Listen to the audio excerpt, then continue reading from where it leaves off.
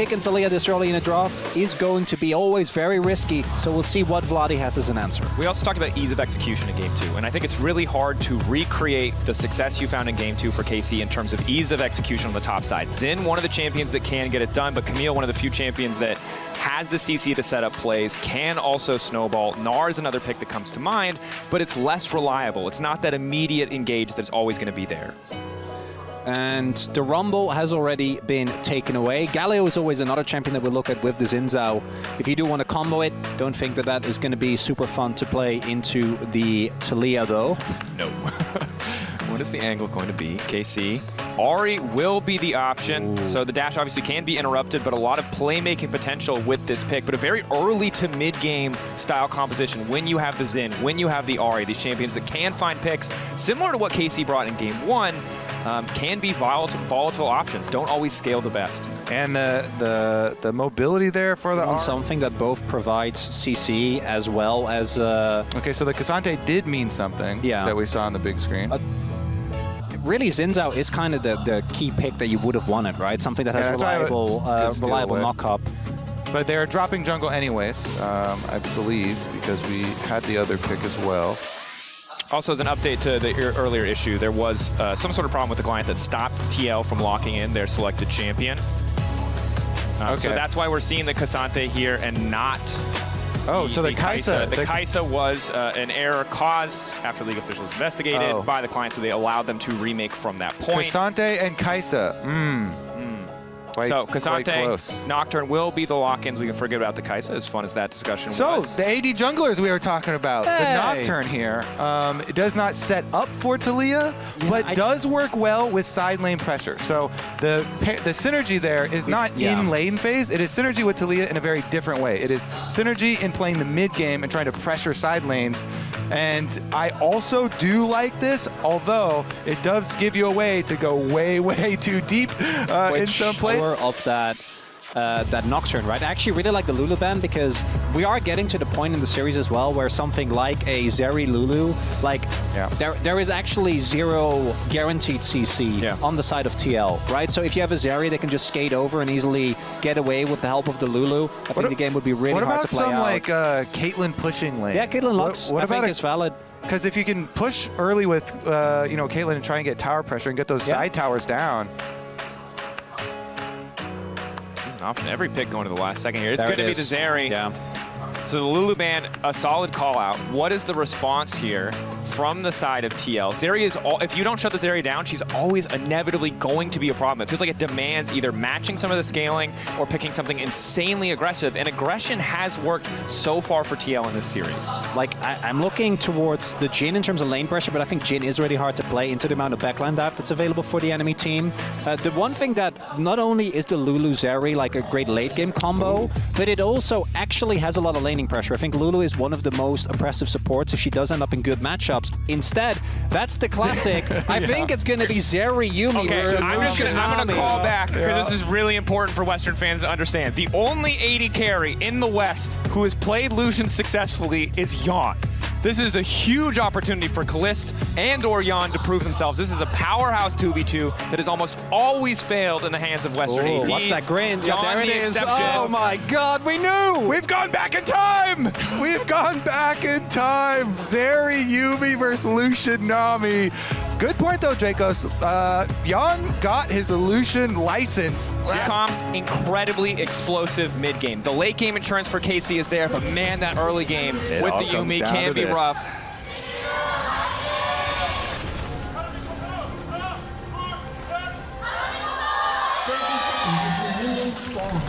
All I gotta say is, Korean fans saying KARMINE CORP fighting and TL fighting goes hard. That's a feels good for me. It does. I love that they also go for the whole name as well, which is especially for Korea is a lot more awkward. It works so well. The Lopart fans are amazing, man. Builds the environment nicely. As we are got our mini map on, perfect, ready to go. Turn it on, overlay on. But you highlighted it, Kobe. This top lane matchup, same as it's been in games 1 and 2. Expected to be Gnar favorite. Difference impact on this K'Sante like has been a rock for TL in so many games, across now so many years of gameplay. This man has been so consistent. And so if he can weather the storm, similar to how he did in game 1. Buff camps there, as TL invested their early presence in getting that ward and fully tracking the Xin Zhao on the way down so that Yon and Core JJ could try and get these trades off early on, but the extra Tri-Brush ward here will also provide enough safety for them to finish off their wave towards the tower and get to punch back. And Yon actually went for PTA. So usually what we've seen recently with the Lucianami is the first strike, right? Ever since we went to the one-item spike build where you basically use the calling bot. But PTA is going to give you a ton of extra damage in lane if you're able to proc it consistently. It does make sense that they want to try and play towards that, but that sustain of that Yuumi is a nightmare to deal with. Yeah. Very frustrating. You already have the combat spell advantage for any Yuumi duo. Yon level 3 now alongside Core. Core burning through a lot of mana to make sure the health stays relatively close. Similar story for KARMINE as now Kalisz goes all in, and First Blood is there! Outclassed in the 2v2, the exhaust is here. Kalisz finally a chance to fire back after 2 miserable laning phases, and he'll find it there. Core sent packing the W, the Ultra Shock Laser will not connect. But that's the 2v2 kill, and it feels like that might be the beginning of the end. Yeah, we have seen a lot of this matchup, and when the Zeri Yuumi is the side that gets the first blood, it does not go well for the Lucian Nami. Because there is no guaranteed CC, right? Like Nautilus and Vi, one of the big reasons why Vi started to come back in the first place is Yon still going. Yon trying to keep people going, knowing that they have no sums left. Bubble goes in, but just barely misses. Kalisz able to walk away, but it's still close.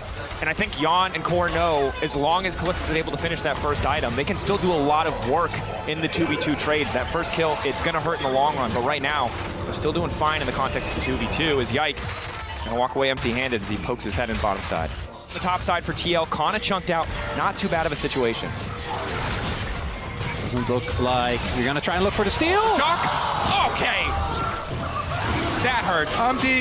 He has Smite available. Have to smite that one. It feels bad. Have to smite that. But you have to get the free, right? Like it gets you defeat. You are also trading a dragon. Like you know that dragon is definitely going to be toast. Going in, Charm connects, manages to dodge away. Yike now trying to follow. Wind becomes lightning plus flash available, but he won't use it. So Vladdy using his ultimate just for a chunk out there. Can start to pressure more, but APA, Patience does manage to walk away. Core away if the calling does come out. Makes it so awkward for him to try and finish a kill or press the advantage further. APA might be in trouble here. Dash forward. Charm flashed away from good reaction.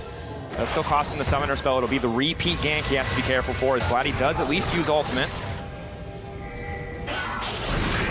I mean, yeah, Umpty does have a level lead, but the top side recalled here for Team Liquid, so you have nobody to back you up. So it's all kind of posturing. Gonna get the crab. I love how he said there's no way, and then he just blast comes over. They didn't expect him to come back. Here we go. Full committing here. Wall build, the parkour coming over. He still makes it over. Oh, that's infuriating for TL. If the timing had been like a 1/10 of a second, I'm sure he just gets knocked off by the wall appearing there. It's double rough because APA also, I think, Umpty otherwise gets the channel on the flash. Vladdy. I think the extension actually was what made the difference. Flash out. Good from 4. Doesn't have good information.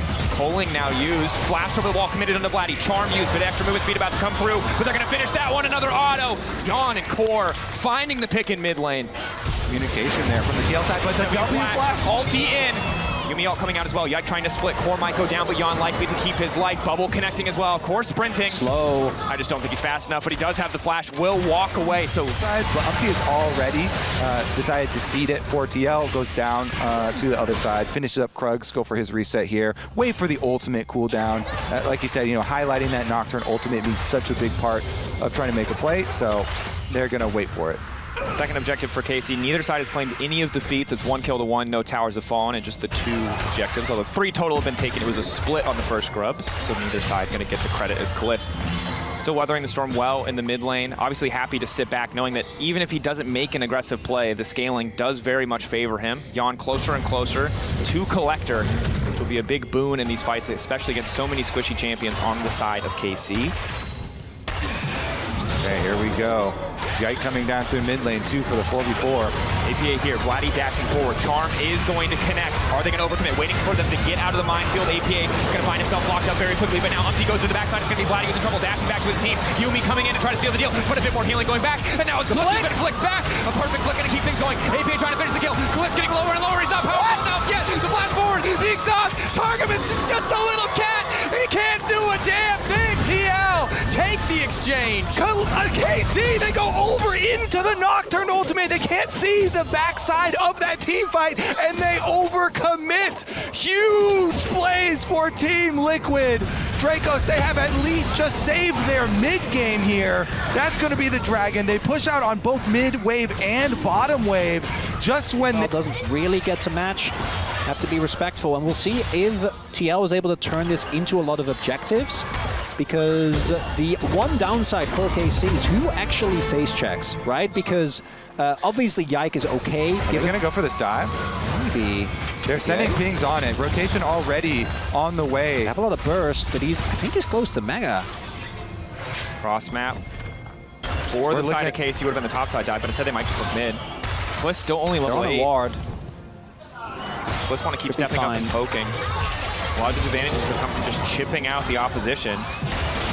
Umpty now too far away as well. They keep pinging that bottom side, which makes us think that, you know, they're setting up for this play, and they have the deep ward there that they saw. They actually saw it placed in the lane. Yike was up on top side, but Yike is now recalled, so there's not a lot of time for this to go off. Mininar's a sleepy boy. He's not really going to have a good way to this one. Flashes now, trying to get a little bit tricky with it, but he goes all out. Umpty tanking the tower, but just a blinking health bar. Kana's still standing for a little bit too long. Third stack on the hyper. Kana trying to run. Manages to get one back. Again, TL find the kill, but trade one in return. If you go for that, Yon and Core need to be there. You can't pull the trigger that early. You just don't have the damage. That flash from Kana, absolutely. For him as we get later in the game, getting closer and closer to level 11, the second rank and all at that lower cooldown to make it available in even more fights. The other one is Kana. I think for him, just actually get... Oh, as APA? List. APA good knockback onto Yike. Gone. He's a psycho. He's gonna... Pulling. Ooh. Chunking Yike out. The objective started by the rest of the team, so this should just be an easy Herald pickup. KC backing away. Yeah, that objective won right there by Yon. He chunks out Kalist, and then they're able to finish off a big chunk onto Yike as well, so they don't get any kills, but they do take enough health bars to earn themselves a Rift Herald, which is critical in pushing the timeline of this game forward.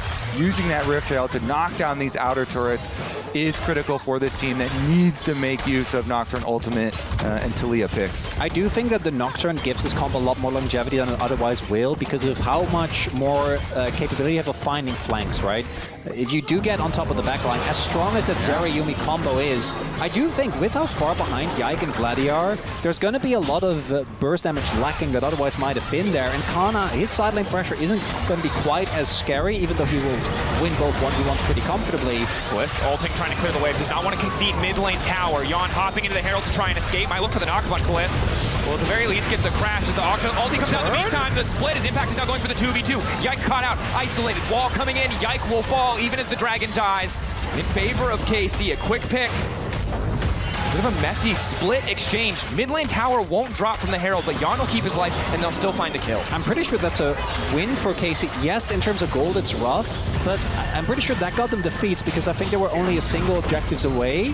And then trading a kill for a Dragon, I don't think is the end of the world. Definitely not the end side as well. That Nocturne with the ultimate available. Dash forward. Vladdy's trying to one-shot the wave, going away from tower, but loses vision just in time, right as he sees the Zin. Yeah, exactly. That's the critical part. They lost the vision of the Ahri, but they also gained vision of the reinforcements, which means they can rotate back over towards mid. I think was happy that he didn't go in on that one. Would not have ended well, but the coverage was there. Mid lane turret now. TL desperate to get this mid lane tier 1, knowing how much it'll open for them, but KC are just not going to let it go. Consistently throwing so many members to stop the push, to hold on to that last sliver of health. Yeah, the extra defense here with these outer towers that are barely still standing. Wait. Getting chunked. Ooh. A lot of damage to come through. Both barrier, heal, and exhaust are available still, though, here for Kalist, so we'll be trying to give him a false sense of security. Holding onto this mid lane turret is so big, though. We'll see if KC can actually do it. Attack come in for the shield. They're just killing the wave so quickly. That's the power of the Runan second. So hard as Lucian as well. Bottom's right? got to go down, Because though. you want to get this turret so badly, again, because I think that once KC start giving up map control, it's really hard to read. But it's the Otacon. Yeah, the bottom went down as well. Umpty was already like 50% done with the Otacon, so they're keeping up the pressure here on multiple fronts for Team I Liquid. don't think KC are ready for this Otacon. Yike. Excellent start for TL. KC feel like they're winning this, but now they realize they've lost the Otacon, and this was not the trade that they thought it was. Flower power. So much XP going over and adaptive force on top of it. Wow, Team Liquid. Exactly, and he's doing it so well so far as they actually are going to go for Kana Mega. here. Kana does have Mega and Flash. 15-second timer on the Mega once it procs. Can just stop the backs, try to prevent him from going anywhere else. Slow play it. Kana, Okay. crunch out to safety, That's a flash big as win. well.